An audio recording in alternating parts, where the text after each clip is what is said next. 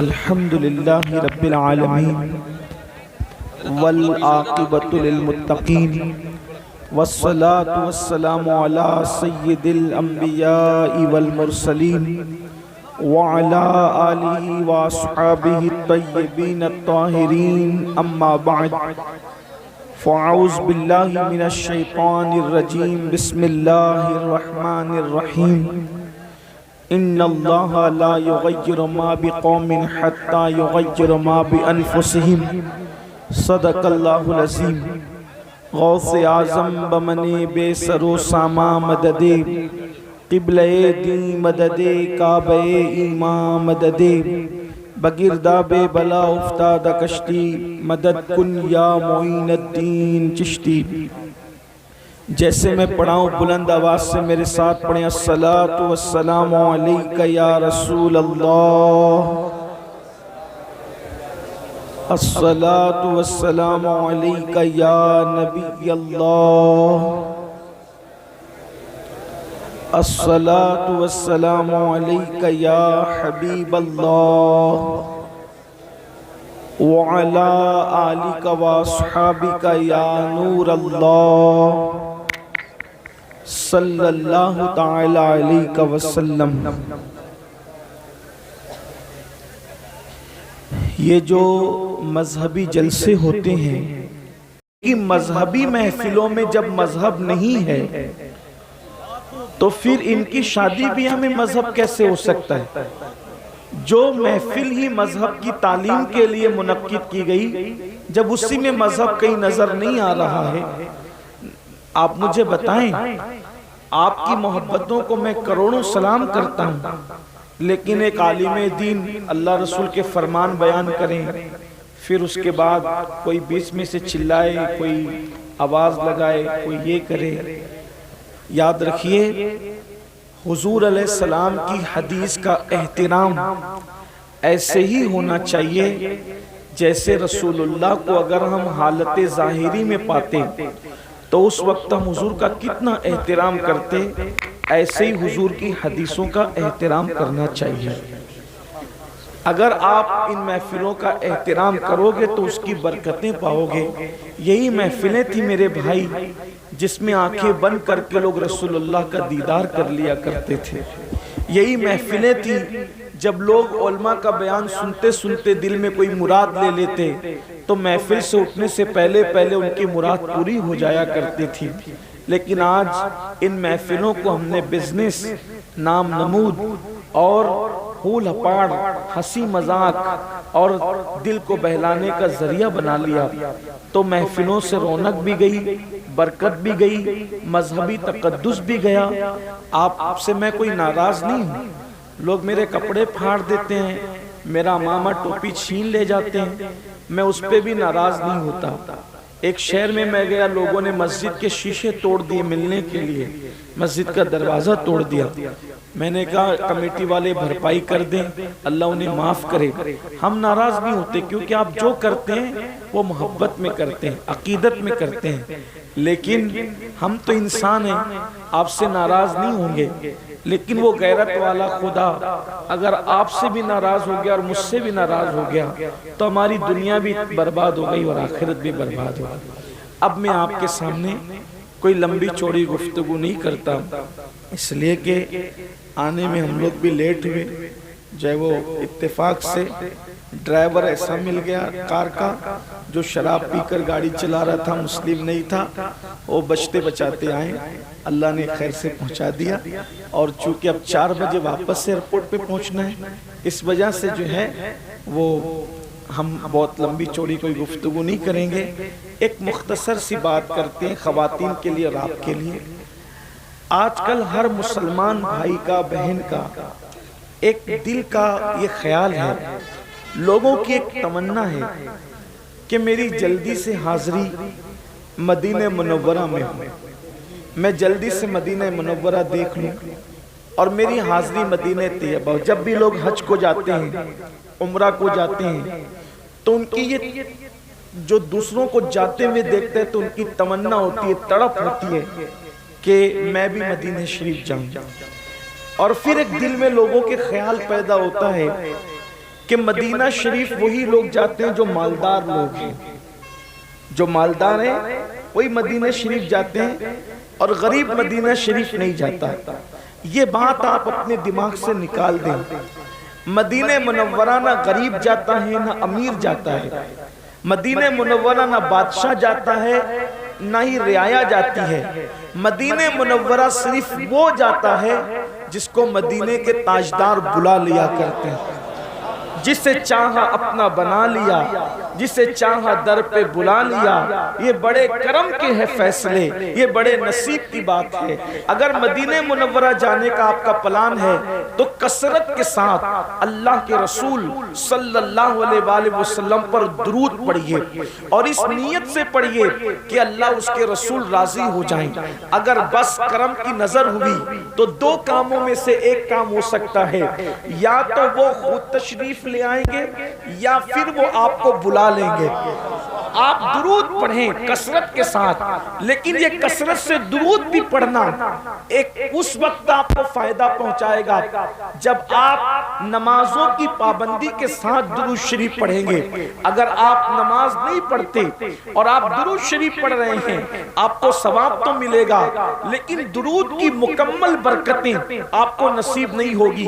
کسی بھی عمل کی برکت بغیر نماز کے آپ کو مکمل طور پر کبھی نصیب نہیں ہو سکتی۔ اس سلسلے میں ایک بات عرض کرتا ہوں اور بات مکمل کرتا ہوں۔ درود شریف وہ عمل ہے کہ اگر مچھلی پڑتی ہے تو اللہ مچھلی پر آگ کو حرام کر دیتا ہے۔ درود شریف وہ عمل ہے اگر شہد کی مکھی پڑتی ہے تو اللہ تبارک و تعالی کڑوے کسیلے رسوں کو جو ہے وہ شہد میں تبدیل فرما دیتا ہے۔ درود شریف اگر کوئی مصیبت میں پڑے اللہ اس کی مصیبتوں کو دور کرتا ہے۔ درود شریف اگر کوئی خوشیوں میں پڑے اللہ خوشیوں میں اضافہ فرماتا ہے۔ اس سلسلے میں ہماری کتابوں میں لکھا ہوا ہے کہ ایک عاشق رسول تھا اور بڑا غریب تھا اور اس کا کام تھا سنگ تراشی، یعنی پتھروں کو تراشنا۔ وہ پتھروں کو تراشتا تھا۔ یاد رکھنا ہم حضور سے عشق کی بہت باتیں کرتے ہیں، محبت کی بہت باتیں کرتے ہیں۔ مجھے سنیوں سے شکایت یہ ہے ہم نے عشق کی باتیں بہت کی لیکن ہم نے رسول اللہ سے ویسا عشق نہیں کیا۔ جیسی ہم نے باتیں کی، جیسے نعرے لگائے، ویسے ہم نے حضور سے عشق نہیں کیا، حضور سے ویسی محبت نہیں کی۔ میرے بھائی جو جس سے عشق کرتا ہے وہ ہر دم اس کا ذکر کرتا ہے، جو جس سے عشق کرتا ہے وہ ہر دم اس کو یاد رکھتا ہے، جو جس سے عشق کرتا ہے وہ اس پر مر مٹنے کا جذبہ رکھتا ہے۔ ارے نادان کبھی پتنگوں سے ہی سیکھ لیا ہوتا۔ اے پتنگے جب بھی جنگل کے اندر آگ جلتی ہے پتنگے اپنی جان کو نہیں دیکھتے بلکہ وہ آگ پر اپنی جان کو قربان کر کے بتاتے ہیں۔ عشق ایسا ہے جو بچنا نہیں بلکہ جلنا چاہتا ہے، جو جینا نہیں بلکہ مرنا چاہتا ہے۔ اللہ اکبر۔ ہمارا حال یہ ہے ہم ہیروز کی تصویریں اپنے موبائل کے اسکرین پر بھی رکھیں، ہم گانوں کی ٹون اپنی رنگ ٹون پر لگا کر بھی رکھیں، ہم کپڑے چلنا پھرنا بولنا اسٹائل پوری زندگی کا سارا لائف اسٹائل جو ہے وہ ہیرو کے کرکٹر کے انداز میں کریں اور دعویٰ کریں عشق مصطفیٰ کا، دعویٰ کریں محبت رسول کا۔ نہیں نہیں، یاد رکھنا اگر آپ عاشق بن جائیں گے عاشق تو اللہ اکبر بہت سے ایسے عالم ہوں گے جن کو عشق نصیب نہیں ہے ان سے بھی آپ آگے بڑھ جائیں گے۔ بہت سے ایسے عبادت گزار ہوں گے جن کے پاس عشق نہیں ہے ان سے بھی آپ آگے بڑھ جائیں گے۔ بہت سے ایسے حاجی ہوں گے جن کے پاس عشق نہیں ہے ان سے بھی آپ آگے بڑھ جائیں گے، اس لیے کہ عشق وہاں لے جاتا ہے جہاں فرشتوں کے پر بھی تھکتے نظر آتے ہیں۔ اللہ اکبر۔ عشق وہ چیز ہے۔ تو ایک عاشق رسول تھا، غریب تھا، مفلس تھا، سنگ تراشی یعنی پتھروں کو تراشنا اس کا کام تھا۔ اللہ اکبر۔ یہ بھی یاد رکھنا جب کوئی میرے آقا پر درود پڑھتا ہے تو آقا کریم اس کے درود کو جو عشق کے ساتھ محبت اور عقیدت کے ساتھ پڑھتا ہے، آقا فرماتے صلی اللہ علیہ وآلہ وسلم کہ جو محبت اور عشق میں ڈوب کر مجھ پہ درود پڑھتا ہے اس کا درود میں خود سنا کرتا ہوں، اور جو ایسی روا روی میں پڑھتا ہے اس کا درود فرشتے لا کر مجھے پہنچاتے ہیں اور کہتے ہیں یا رسول اللہ فلاں ابن فلاں، یعنی باپ کے نام کے ساتھ وہ درود پہنچتا ہے، روا روی میں پڑھا تو فرشتہ پہنچاتا ہے، اور عشق میں ڈوب کے پڑھا تو خود تیری آواز مصطفیٰ جان رحمت کے کانوں تک پہنچتی ہے۔ اللہ اکبر، بڑا عمل ہے درود، بہت بڑا عمل ہے درود۔ درود کبھی مردود نہیں ہے اور درود پڑھنے والا بھی کبھی مردود نہیں ہے۔ جو کثرت سے درود پڑھتا ہے مرنے کے بعد اس کا کفن بھی میلا نہیں ہوتا، اس کے جسم کو قبر کی مٹی نہیں کھاتی۔ یہ درود بہت بڑی چیز ہے۔ بچے کو درود کی کثرت کروا دو، خود بھی اٹھتے بیٹھتے چلتے پھرتے وضو بے وضو درود شریف پڑھتے رہو۔ با وضو پڑھو تو مقدر کی معراج ہے، لیکن اگر کبھی وضو سنبھال نہ سکو اور کسی وجہ سے بے وضو پڑھنا چاہے تو بے وضو بھی درود پڑھنے کی اجازت ہے۔ بہنوں سے بھی کہتا ہوں اگر اپنے بچوں کو نیک دیکھنا چاہتی ہو تو جب تم کھانا بنایا کرو تو درود شریف پڑھتے بنایا کرو۔ اگر چاہتی ہو کہ تمہارے شوہر کے دل میں تمہاری محبت پیدا ہو جائے تو درود شریف پڑھتے ہوئے کھانا بنایا کرو۔ اس سے بڑا تعویذ کوئی نہیں ہے، ہر درد کی دوا ہے۔ صلی علی محمد، تعویذ ہر بلا ہے۔ صلی علی محمد، اللہ اکبر۔ تو وہ سنگ تراش تھا، پتھروں کو تراشتا تھا۔ درود شریف کی ایک مقبول کتاب ہے، مقبول ترین کتاب جس کو دلائل الخیرات شریف کہتے ہیں، وہ اس کے 7 باب ہے، اس کے 7 چیپٹر ہیں، اور اس نے اس سنگ تراش نے، اس پتھر تراش نے، پتھروں کو تراشنے والے اس بندے نے پوری دلائل الخیرات شریف کو حفظ کر رکھی تھی، زبانی یاد کر رکھی تھی، اور جب بھی وہ پتھر تراشنے کا کام شروع کرتا تو پہلے دلائل الخیرات کا ایک چیپٹر، ایک سبق، ایک باب وہ پڑھ لیا کرتا، یعنی پہلے درود پڑھتا بعد میں کام کرتا، پہلے درود پڑھتا بعد میں کام کرتا، اور ہر دن اس کی تمنا رہتی کبھی تو بلاوا آئے گا، کبھی تو آقا طلب فرمائیں گے، کبھی تو آقا بلائیں گے۔ نہ کوئی ساز ہے، نہ کوئی سامان ہے، نہ کوئی اسباب ہے، کچھ بھی نہیں ہے، بس ایک عشق کی تڑپ ہے کہ حضور کبھی تو بلائیں گے۔ بنے گا جانے کا پھر بہانہ، کہے گا آ کر کوئی دیوانہ، چلو دیوانو تمہیں مدینے، مدینے والے بلا رہے ہیں۔ اللہ اکبر، جب تڑپ سچی ہوتی ہے تو پھر کرم ہوتا ہے۔ ایک رات اس کو میرے آقا کی یاد آئی اور روتے روتے وہ سو گیا۔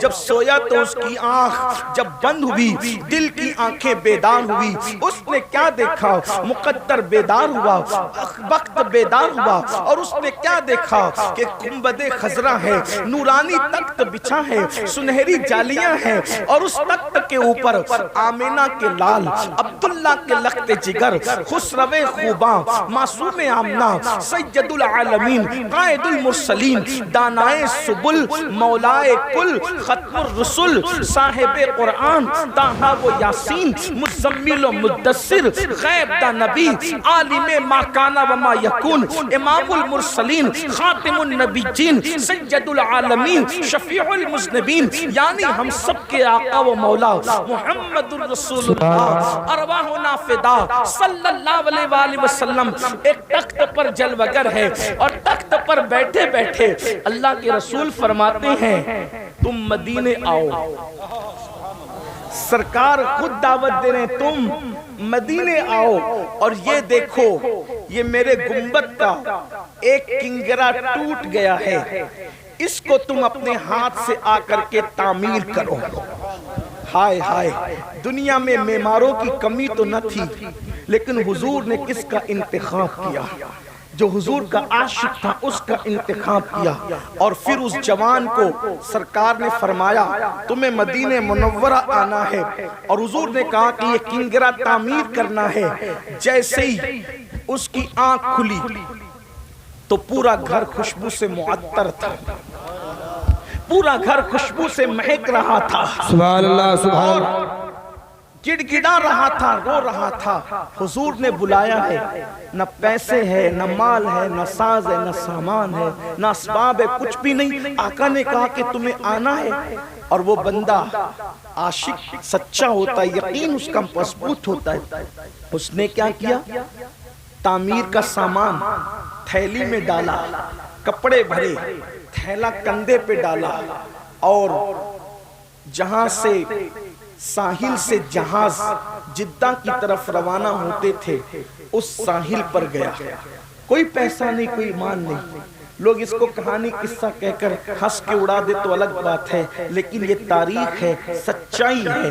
جب وہ ساحل سمندر پہ پہنچا تو دیکھا ایک بہت بڑا جہاز جدہ کے لیے جانے والا ہے، اور ملاح کیپٹن جو ہے، اللہ اکبر، کپتان پوری کوشش کر رہا ہے جہاز کو آگے بڑھانے کی، لیکن جہاز آگے بڑھتا نہیں، جہاز آگے نہیں بڑھتا۔ کپتان نے کہا ہو سکتا ہے اس میں اللہ رسول کی کوئی خاص مرضی ہو۔ جب کپتان نے ادھر ادھر نظر گھمائی تو دیکھا کہ بکھرے ہوئے بال، پھٹے پرانے کپڑے، چہرے کا اڑا اڑا رنگ اور آنکھوں میں آنسو، ایک دیوانہ ساحل پر ادھر ادھر چلتا نظر آ رہا ہے۔ اس کو آواز دی، کہاں کا ارادہ ہے؟ کہا مدینے جانا ہے۔ ٹکٹ کچھ نہیں، حضور نے بلایا، جانا ہے، آؤ بیٹھو۔ جیسے کشتی میں بٹھایا، کشتی چل پڑی۔ اب سب کا کوئی نہ کوئی معلم تھا، سب کا کوئی نہ کوئی میزبان تھا۔ اب یہ بندہ سوچ رہا ہے میں جدہ اتروں گا تو جاؤں گا کہاں، کیونکہ سب کو تو معلم لے جائے گا، کیونکہ سب نے پہلے سے سب سیٹ کر رکھا ہے، منصوبہ بنا رکھا ہے، لیکن میں تو اچانک آیا، مجھے کون لے جائے گا؟ لیکن جب جدہ کے ساحل پر یہ اترا تو اس کی حیرت کی انتہا نہ رہی۔ کسی کو معلم لینے آئے تھے، کسی کو رشتہ دار لینے آئے تھے، لیکن اس کو مدینے کا گورنر لینے کے لیے آیا تھا۔ تم فلاں؟ ہاں میں فلاں، لیکن تم کون؟ میں مدینہ منورہ کا گورنر ہوں اور تمہیں لینے آیا۔ تم کیوں لینے آئے؟ تمہیں کیسے پتا چلا کہ میں مدینے جانے والا ہوں؟ تو کہا رات خواب میں مصطفیٰ جان رحمت کا دیدار ہوا اور فرمایا کیا تم مجھے اپنا مہمان بنانا چاہتا ہے؟ کیا تم میری میزبانی کرنا چاہتا ہے؟ جی یا رسول اللہ، میں تو آپ کے صدیوں بعد پیدا ہوا آقا، لیکن میں آپ کی ضرور مہمانی کرنا چاہتا ہوں۔ فرمایا ہند سے میرا ایک عاشق آ رہا ہے، اگر تو اس کی خدمت کرے گا تو گویا کہ تو نے میری خدمت کر لی ہے، اس لیے میں تمہیں لینے کے لیے آیا ہوں۔ اللہ اکبر۔ پھر جدہ سے یہ قافلہ مدینہ منورہ پہنچا۔ اس عاشق نے کہا، لوگوں نے، کسی نے کہا کھانا کھا لو، کسی نے کہا کپڑے بدل لو، کسی نے کہا یہ کر لو، کسی نے کہا وہ کر لو۔ اس نے کہا میں نے کچھ نہیں کرنا، میں تو جس کام سے آیا ہوں وہی کام کرنا ہے۔ اور عاشق غسل کر کے جب آقا کی جالیوں کے سامنے گیا تو عرض کیا یا رسول اللہ، پہلے تو آپ پر سلام ہو، اور دوسرا یہ سرکار سب آتے ہیں، اہتمام سے آتے ہیں اور پیسے خرچ کر کے آتے ہیں، انتظامات سے آتے ہیں، لیکن یا رسول اللہ میں تو خالص آپ کے بلاوے پر آیا ہوں، اور آنے والا کوئی نہ کوئی مراد لے کر آتا ہے، میری مراد بس اتنی ہے، گر پڑ کے یہاں پہنچا، مر مر کے تمہیں پایا، چھوٹے نہ یا رسول اللہ سنگے درے جانانا۔ آقا جب بلایا ہے اب کبھی واپس مت بھیجنا، بس اتنا منہ ہی منہ میں کہا۔ ان کا در تو وہ در ہے کہ میرے کریم سے گر قطرہ کسی نے مانگا، دریا بہا دیے ہیں، در بے بہا دیے ہیں، کون دیتا ہے؟ دینے کو منہ چاہیے، دینے والا ہے سچا ہمارا نبی، قربان میں ان کی بخشش کے، مقصد بھی زباں پر آیا نہیں، قربان میں ان کی بخشش کے، مقصد بھی زباں پر آیا نہیں، بن مانگے دیا اور اتنا دیا دامن میں ہمارے سمایا نہیں۔ اللہ اکبر۔ میرے آقا سے انہوں نے عرض کی آقا بلایا ہے لیکن اب یہاں سے واپس مت بھیجنا، یہی رہنے کے لیے آیا ہوں۔ اور پھر گورنر مدینہ سے کہا کنگرہ تعمیر کرنے کے لیے بلایا ہے، میں اب اوپر جا سکتا ہوں؟ اور کمر میں رسی باندھی گئی، وہ اوپر چڑھ کر کے گئے، کنگرا تعمیر کیا، تعمیر کرنے کے بعد لوگ باتیں کر رہے تھے، اس عاشق کو حضور نے بلایا ہے، جب یہ نیچے آئے گا ہم اپنے گھر لے جائیں گے، دعائیں کروائیں گے، یہ کریں گے، وہ کریں گے، وہ کریں گے، لیکن وہ کنگرا تعمیر کر کے گنبد سے چمٹ گیا اور زار زار رونے لگا، اور تھوڑی دیر میں اس کی گردن ڈھلک گئی۔ لوگوں نے کہا نیچے آؤ بھائی، کام ہو گیا، نیچے آؤ، نیچے آؤ، ہو گیا کام، نیچے آؤ، لیکن وہ سنتا کس کی؟ مدینے کے گورنر نے جب اوپر کسی کو چڑھایا، بلا کر کے لاؤ، تو کیا دیکھا کہ گنبد خضرا پر وہ اپنی جان کو قربان کر چکا تھا۔ جب تیری یاد میں دنیا سے گیا ہے کوئی، جب تیری یاد میں دنیا سے گیا ہے کوئی، جان لینے کو دلہن بن کے قضا آتی ہے۔ میرے آقا علیہ السلام کے دیوانوں، یہ تھے عاشق لوگ جنہوں نے غربت میں بھی سچا عشق کیا، یہ تھے عاشق لوگ جنہوں نے بھکمری میں بھی سچا عشق کیا، یہ تھے سچے عاشق لوگ جنہوں نے فاقہ کشی میں بھی سچا عشق کیا۔ لیکن آج ہم لوگ، اللہ نے ہمیں اور آپ کو مال دیا، 3 ٹائم کا کھانا دیا، اللہ نے تن بھر کے کپڑا دیا، مکان دیا، سب دیا، لیکن افسوس سب کچھ حضور کے صدقے میں ملا، اور حضوری سے ہم بغاوت کرنے لگ گئے، حضوری کو بھول گئے، ہم حضور کو فراموش کر گئے۔ جو رسول پوری زندگی ہمیں یاد کرتے رہے، اس رسول کو ہم نے بھلا دیا، گانوں میں بھلا دیا، غزلوں میں بھلا دیا، گناہوں میں بھلا دیا۔ آج اگر کوئی مسلمان جوان زنا کے اڈے پر ہے تو وہ کسی کو کا دل دکھائے نہ دکھائے، وہ اپنے نبی کا دل دکھا رہا ہے۔ اگر آج مسلمان شراب پی رہا ہے، وہ کسی کو تکلیف پہنچائے نہ پہنچائے، وہ رسول اللہ کے دل پہ نشتر لگا رہا ہے۔ اگر کوئی مسلمان داڑھی منڈا کر گٹر میں پھکوا رہا ہے تو وہ کسی کا دل دکھائے نہ دکھائے، وہ اپنے نبی کا دل دکھا رہا ہے۔ آج لوگ کہتے ہیں مولانا مسلمانوں کے حالات خراب کیوں ہو گئے؟ میں کہتا ہوں اگر مسلمانوں نے اپنے نبی کا دل نہ دکھایا ہوتا تو مسلمانوں کو یہ حالات نہ دیکھنے پڑتے۔ اور آج بھی میں اپنے جوانوں سے کہتا ہوں مسلمانوں، آج بھی اپنے نبی سے معافی مانگ لو، اپنے اللہ کی بارگاہ میں توبہ کر لو، اور اتنا عہد کر لو کہ میں کبھی اپنے نبی کا دل نہیں دکھاؤں گا۔ یاد رکھنا یہ گناہوں سے رسول اللہ کا دل دکھتا ہے۔ سیدنا فاروق اعظم کہتے ہیں، لوگ کہتے ہیں چھوٹا گناہ، چھوٹا گناہ، چھوٹا گناہ، فاروق اعظم کہتے ہیں مجھے تو اتنا سمجھتا ہے کہ گناہ کوئی بھی کرو اس سے رسول اللہ کے دل کو تکلیف پہنچتی ہے۔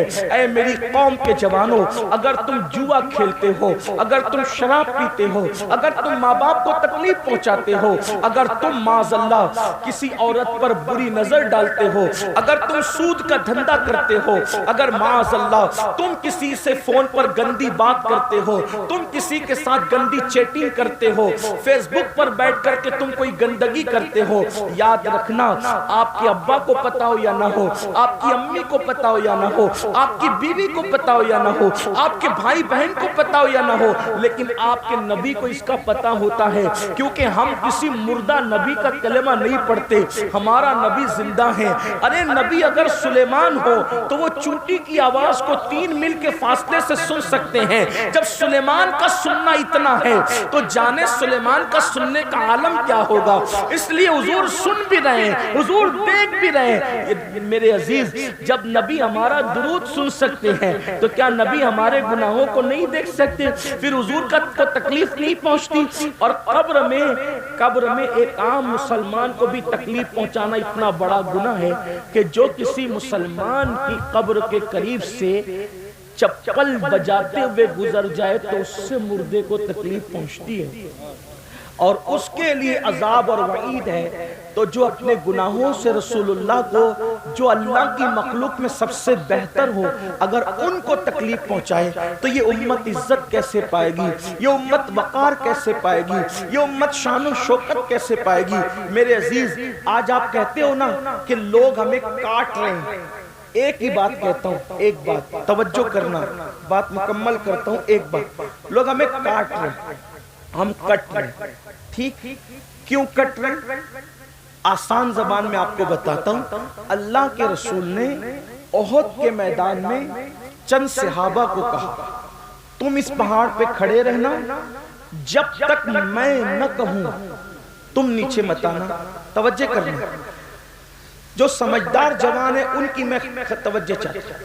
جو دھینگا مستی کرنے ہیں میں تو ان سے کوئی بات ہی نہیں کر رہا ہوں، لیکن جو واقعی سن کر کچھ سیکھنے اور عمل کرنے آئے ہیں ان کی خاص توجہ. میں کہتا ہوں تقریریں 2 گھنٹے کی 3 گھنٹے کی ہو اپنا معاملہ، لیکن اگر ایک بھی بات آپ کے دماغ میں اتر گئی تو وہ 3 4 5 گھنٹے کی تقریر سے بہتر ایک ہی بات ہے. ہمیں لوگ کاٹتے کیوں ہیں؟ ہم کیوں کٹ رہے؟ پوری دنیا میں کیوں کٹ رہے ہم؟ اللہ کے رسول نے اپنے صحابہ سے کہا، چند صحابہ سے، یہ جبل روما ہے، اس پر کھڑے ہو جاؤ، جب تک میں نہ کہوں تم اترنا نہیں. اگر تم دیکھو کہ ہم گاجر مولی کی طرح کٹ رہے تو بھی مت اترنا، اور اگر تم دیکھو کہ ہم مال غنیمت اکٹھا کر رہے تو بھی مت اترنا. ٹھیک، احد کی جنگ شروع ہوئی، تھوڑی دیر میں مسلمانوں نے کافروں کے ایسے چھکے چھڑائے کہ وہ سر پہ پیر رکھ کے سرپٹ بھاگے، اپنی عورتوں کو، اپنا مال، اپنے اونٹنی، اپنی سواری سب چھوڑ کے بھاگے. اب توجہ کرنا، جب وہ سب چھوڑ کر کے بھاگے تو جن کو رسول اللہ نے پہاڑ پہ کھڑا کیا تھا ان میں ہو گیا اختلاف. کچھ نے کہا کہ نیچے اترو، جنگ ختم ہو گئی. کچھ نے کہا اللہ کے رسول نے جب منع کیا کہ جب تک میں نہ کہوں نیچے مت اترنا، تو انہوں نے کیا کہا؟ حضور نے یہ میں نہ کہوں کی بات جب تک جنگ جاری ہے تب تک کے لیے کہا تھا، جنگ ختم ہو گئی اب اوپر رکنے کا مطلب کیا؟ تو دوسرے گروپ نے کہا، کیا کہا کہ بھئی جنگ جاری اور جنگ ختم سے ہم کو کوئی مطلب نہیں. جب ہمارے نبی نے کہہ دیا کہ جب تک میں نہ کہوں نیچے مت آنا تو ہم نہیں جائیں گے. انہوں نے کہا یہ حکم صرف جنگ تک تھا، جنگ ختم ہو چکی ہے، یعنی وہ گناہ بھی نہیں ہے، وہ خطا بھی نہیں ہے ان کی، مگر ان کو حضور کا قول سمجھنے میں کچھ مغالطہ ہوا، اتنا ہی کہہ سکتے ہیں، نہ وہ گناہ نہ خطا ہے. اور پھر ان کی بڑی تعداد نیچے آ گئی جن کو رسول اللہ نے کہا تھا پہاڑ سے مت اترنا، مگر ان کی بڑی تعداد نیچے آ گئی، اور ایک چھوٹی سی تعداد انہوں نے کہا جب تک حضور نہیں کہیں گے ہم یہی رہیں گے. کیا ہوا؟ جو بھاگ رہے تھے سرپٹ، سروں پہ پیر رکھ کر کے، بیویاں چھوڑ کے، اونٹنیاں چھوڑ کے، گھوڑے چھوڑ کے جو بھاگ رہے تھے، انہوں نے جب وہ پہاڑ خالی دیکھا پلٹ کے حملہ کر دیا. اور جب پلٹ کے حملہ کیا تو احد کے میدان میں 70 مسلمان شہید ہوئے. کتنے مسلمان کٹے؟ 70. امیر حمزہ، مصعب بن عمیر، عبداللہ ابن جہش، حضرت شماس، حضرت حنزلہ، حضرت اسود، کتنے؟ 70 صحابہ. اور ان میں سے کسی کا کلیجہ نکال کے چبایا گیا، کسی کے کان کاٹے گئے، کسی کی ناک کاٹی گئی. آپ مجھے بتائیں اگر 15-20 صحابہ صرف رسول اللہ کے فرمان کو سمجھنے میں مغالطہ ہو جائے، بہت احتیاط سے بات کر رہا ہوں میرے مسلک کی رعایت کرتے ہوئے، کیونکہ میرا پورا مسلک مسلک ادب ہے اور میرے نبی کے ہر صحابی کا احترام ہم پہ فرض ہے، اس لیے توجہ کرنا. 15-20 اصحاب رسول فرمان رسالت کے سمجھنے میں اگر کچھ ذہن میں عجیب سا معاملہ ہو جائے اور حضور نے کہا مت اترنا اور وہ اتر جائیں تو کتنے لوگ کٹتے ہیں؟ کتنے لوگوں کا خون بہتا ہے؟ کتنی فیملیاں اجڑتی ہے؟ کتنے گھروں کے بچے یتیم ہوتے ہیں؟ 70. اگر ایک فرمان پر 15-20 لوگ عمل نہ کرے تو 70 گردنیں کٹتی ہیں، اور جہاں پر پوری امت نافرمان ہو جائے، پوری امت، اور وہاں تو فرمان کو سمجھنے میں مغالطہ ہو رہا تھا، نافرمانی نہیں تھی، خطا نہیں تھی، حضور کے ساتھ جفا نہیں تھی.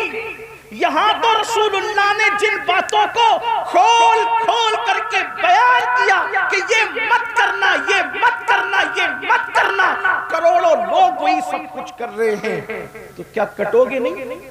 مرو گے نہیں؟ اس امت پر کبھی بھی زوال نہ آتا اگر یہ امت رسول اللہ کے ساتھ وفا کرتی. ہم نے جرائم کیے، بتاؤ کس مسلمان کو پتہ نہیں زنا کرنا حرام ہے؟ اتنے بھولے ہو گئے مسلمان. کس مسلمان کو پتہ نہیں کیا گناہ کیا نیکی ہے؟ سب کو پتہ ہے. آسان زبان میں گناہ بچے کو بھی پتا ہے کہ گناہ ہے، اسی لیے لوگ گناہوں کو چھپ کے کرتے ہیں اور نیکیوں کو علل اعلان کرتے ہیں۔ یہ چھپ کے کرنا ہی بتا رہا ہے کہ تمہیں پتا ہے کہ یہ گناہ ہے، سب کو پتا ہے، بچے کو پتا ہے کہ گناہ کیا ہے اور نیکی کیا ہے۔ اب بتاؤ، اب بھی مسلمان نہ جاگیں گے؟ لوگ رونا رو رہے ہیں، ایسا کرو ایسا کرو۔ میں کہتا ہوں جو کر رہے ہو تم اپنی مرضی سے کرو، فقیر کا کہنا تو اتنا ہے، حضور کو راضی کر لو، حضور کا جو دل دکھایا ان سے معافی مانگ لو، اور یہ یقین دلاؤ اپنے نبی کو کہ یا رسول اللہ اب میرا کوئی قدم ایسا نہیں اٹھے گا کہ جس سے آپ ناراض ہو جائیں۔ اگر آپ نے ایسا کر لیا، دنیا کا کچھ بھی ہو انشاءاللہ آپ کو تکلیف نہیں ہوگی۔ لاک ڈاؤن لگے گا، اللہ تعالیٰ آپ کی روزی آپ کے گھر تک پہنچائے گا، وبائیں آئے گی، آپ کی آنکھ میں کبھی آنسو نہیں ہوگا۔ کیوں؟ اس لیے کہ ایک بار حضور کو راضی کر کے دیکھو، حضور کو راضی کرنے کا مزہ کیا ہے، حضور کو راضی کرنے کا لطف کیا ہے، حضور کو خوش کرنے پر انعامات کی برسات کیسے ہوتی ہے۔ نادان ہے مسلمانوں کو نہیں پتا، اگر پتھر حضور کو راضی کر لینا، پتھر حضور کے نام پہ نرم ہو جائے نا، پتھر عزت پا جاتا ہے۔ میں پوچھتا ہوں دنیا میں کروڑوں پتھر ہیں، سارے پتھروں کو عزت نہیں ملتی، لیکن وہ پتھر جو رسول اللہ کے قدم کے نیچے نرم ہو کر نقش قدم کو اپنے سینے میں اتار لیتے ہیں، کبھی سر پہ رکھے جاتے ہیں، کبھی آنکھوں میں رکھے جاتے ہیں، کبھی منبر پہ رکھے جاتے ہیں، پتھر رسول اللہ کے قدموں کے نیچے نرم ہو جائے وہ ہمیشہ کی عزت پا جاتے ہیں۔ اگر انسان حضور کے فرمان تلے نرم ہو کر حضور کے فرمان پہ عمل کرنے لگ جائے، زمین کے اوپر بھی عزت ہے، زمین کے اندر بھی عزت ہے۔ اس لیے میرے بھائیوں، میری آپ سے درد دل کے طور پہ یہی گزارش ہے، نیک بنو، گناہوں کو چھوڑو۔ اللہ کے رسول صلی اللہ علیہ وآلہ وسلم فرماتے ہیں بہترین مہاجر وہ ہے، بہترین ہجرت کرنے والا وہ ہے جو گناہ چھوڑ دے اور نیکیوں کی طرف آئے۔ ایسا ہجرت کرنے والا بہترین مہاجر ہے۔ آؤ، ہجرت صحابہ نے کی تھی، اب ہجرت نہیں، لیکن ہجرت ابھی بھی اس اعتبار سے ہے کہ ہم اگر گناہ کو چھوڑ کر کے نیکیوں کی طرف آتے ہیں تو یہ بھی ہجرت ہے، اور اس سے بہترین ہجرت کچھ نہیں ہو سکتی۔ میرے آقا فرماتے ہیں ہجرت کرو مالدار ہو جاؤ گے، یعنی گناہ کو چھوڑ کر اگر نیکیوں کی طرف آؤ گے تو اللہ تعالیٰ تمہیں مالا مال فرما دے گا، بہت برکت دے گا اللہ۔ آؤ میرے بھائیوں، اللہ کی بارگاہ میں سچی توبہ کرو، رجوع کر لو اس کی طرف، معافی مانگ لو اس سے، اور رسمی مسلمان اور اسمی مسلمان بن کر زندگی مت گزارو، بلکہ حقیقی مسلمان بن کے زندگی گزارو۔ ایسا مسلمان جس کا چلنا، جس کا بولنا، جس کا اٹھنا، جس کا بیٹھنا، جس کا سونا، جس کا جاگنا، یہ سارے اعمال سے لوگ دور سے دیکھ کر کہیں کہ جب 1450 سال کے بعد مسلمان ایسا ہے تو جو اسلام لایا وہ پیغمبر اسلام کی شان کا عالم کیا ہوگا، ان کے کردار کا عالم کیا ہوگا، ان کے اخلاق کا عالم کیا ہوگا۔